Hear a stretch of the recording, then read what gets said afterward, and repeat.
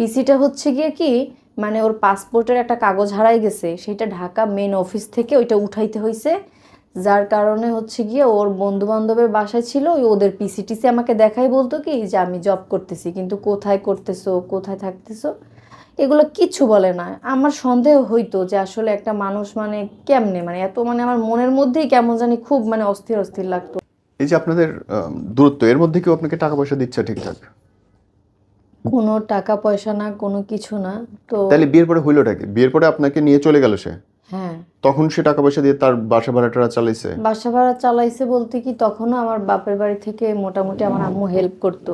হ্যাঁ। তো মানে 7 মাসের মধ্যে আমি যখন, আমাকে প্রথম কুয়াকাটায় নেওয়ার পর 7 মাস যাওয়ার পরে হঠাৎ করে না একদিন এই 7 দেখতেছি। মাসের অবস্থা কি? এই 7 মাসে কি 7 সে মাসে খরচ চালাইছে? হ্যাঁ, সে খরচ তখন চালাইছে। চাকরি করতে কোথায়? কুয়াকাটা একটা রেস্টুরেন্টে। তখন রেস্টুরেন্টে চাকরি হ্যাঁ, করতো। ঘটনা 7 মাসের পর থেকে? পর থেকে, হ্যাঁ। হ্যাঁ। তো 7 মাসের পর থেকেই ঘটনা আমি বলি। ওর একটা ওয়ালেটে আমার একটা ছবি থাকতো সব সময়। হুম। তো একদিন হঠাৎ করে দেখতেছি কি ছবিটা একদম আমাদের দরজার সামনে ময়লার মধ্যে পড়ে আছে। হুম। মানে ওই সময় আমার মানে একটু কেমন লাগলো যে আসলে পার্সের ছবিটা তো আসলে ময়লার মধ্যে থাকার কথা না। হুম। তো আমি ভাবতেছি যে আমি কি ওকে জিজ্ঞেস করব না করব না।